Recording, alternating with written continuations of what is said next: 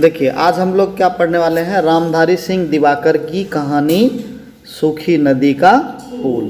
ठीक है, रामधारी सिंह दिवाकर के बारे में जान लें। एक रामधारी सिंह दिनकर है जिनको राष्ट्र कवि कहा जाता है, लेकिन ये रामधारी सिंह दिवाकर है। ठीक है, दिनकर और दिवाकर फर्क याद रखना है।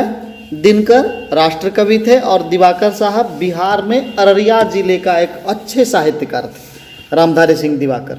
ठीक है, तो इन्हीं की कहानी है सूखी नदी का पुल।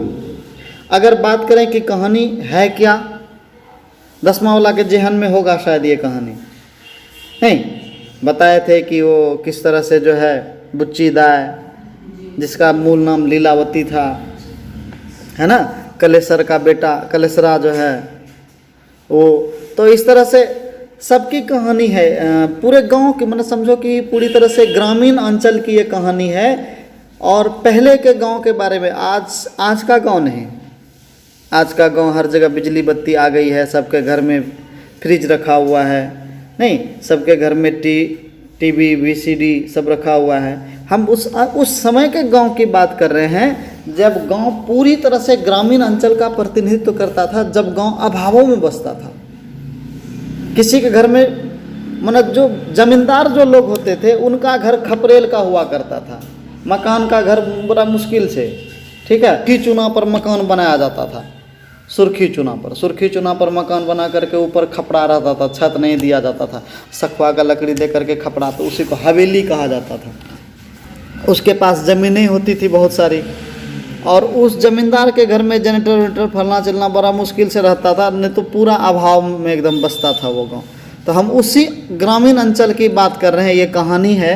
इसमें एक बेटी की कहानी है, ठीक है, एक बेटी है, उसी की कहानी है, जिसका नाम है लीलावती। उसका भाई जमींदार है, एक भाई है गांव में, ठीक, 2 भतीजा है, और उसी की कहानी है ये। वो मुंबई में रहती, उनकी शादी हुई है किसी बड़े अफसर से, उसकी शादी, चूँकि जमींदार की बेटी थी तो बड़े अफसर से उसकी शादी हुई है। तो बड़े अफसर से जब शादी हुई तो शादी के बाद वो मुंबई में रहती थी। तो मुंबई तो आप जानते हैं, जहाँ एक से एक बढ़िया से बढ़िया जीवन जीने का भौतिक सुख सुविधा क्या है, मौजूद है।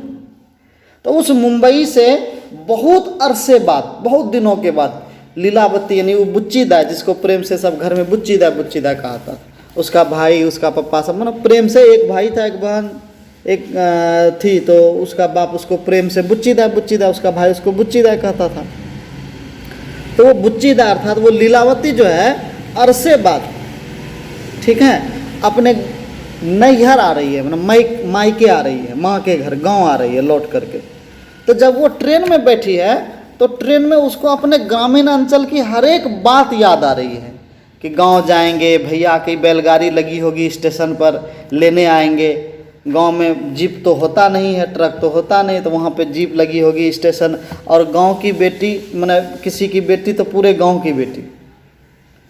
गांव घर में पहले एक ठो का, मतलब किसी के यहाँ दामाद आया तो एक आदमी के यहाँ नहीं, दामाद पूरे गांव का है, कोई उधर मोबिल लगा रहा है, कोई उधर उसको कुढ़ा रहा है, कोई उधर कुढ़ा रहा है, पहुना आया हमरा आना, पहुना आया यहीं बनते खाना, अपना यहीं रहिए, मतलब पूरा गांव का दामाद हो गया वो। उधर से उसको साला कुढ़ा रहा है, कोई उधर से, मतलब इस तरह से समूचा गांव प्रेम और सौहार्द बसता था गांव में।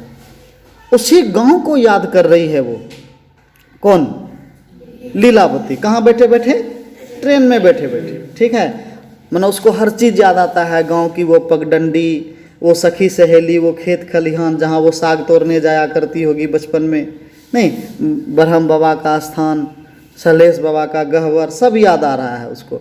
गांव में मेला लगता है, इधर उधर फलना चलना, हर एक चीज़ वो याद करके पूरा आनंद में। उसको भौतिक सुख सुविधाओं की आवश्यकता नहीं थी, वो बहुत कुछ देख चुके थे, तो मुंबई से आ रही थी, उसको भौतिक सुख सुविधाओं को देखने की जरूरत नहीं थी। वो सिर्फ प्रेम देखने के लिए आ रही थी, प्रेम को जीने के लिए आ रही थी कि हमको प्रेम चाहिए। और उसी प्रेम के लिए वो बुच्ची दाई लीलावती जो है मुंबई से ट्रेन में बैठे बैठे उस जीवन को याद कर रही है। वो किस जीवन को, अपने ग्रामीण जीवन को, जो पहले वो जिया करती थी। तो उस जीवन को जो वो याद करते करते आ रहे थे, अचानक उसका गांव आता है, रेलगाड़ी रुकती है, ठीक है, रेलगाड़ी रुकती है तो उतरती है तो आसपास नज़र दौड़ाते, तो सबसे पहले उसकी नज़र अपने भाई पर जाती है। बड़ा भाई उसको खुद लेने आया है, उसको प्रणाम करती है। सब उसको एकदम, दोनों भाई में बहुत प्रेम है, भाई बहन में एक के भाई एक के बहन, तो दोनों में बहुत प्रेम है। तो बैठ कर के जो है फिर वहाँ से सब लोग निकलते हैं, सामान वामान उठाया जाता है, बाहर आती है तो बुच्ची दाई की नज़र ढूंढ रही है कि बैलगाड़ी कहाँ है। अब बैलगाड़ी का वर्णन देख लीजिए क्या है। पहले गांव में जिसके पास बैलगाड़ी होती थी, समझ लीजिए वो स्कॉर्पियो था गांव का। पहले इन्हें गुने इक्के दुक्के लोगों के पास ही बैलगाड़ियाँ हुई करती थी, नहीं तो सब लोग पैदल आते जाते थे। पहले का बैलगाड़ी समझ लो अभी का स्कॉर्पियो, ठीक है। अभी तो हर घर में होगा स्कॉर्पियो, लेकिन पहले बैलगाड़ी इन्हें गुने इक्के दुक्के लोगों के पास ही हुआ करता था।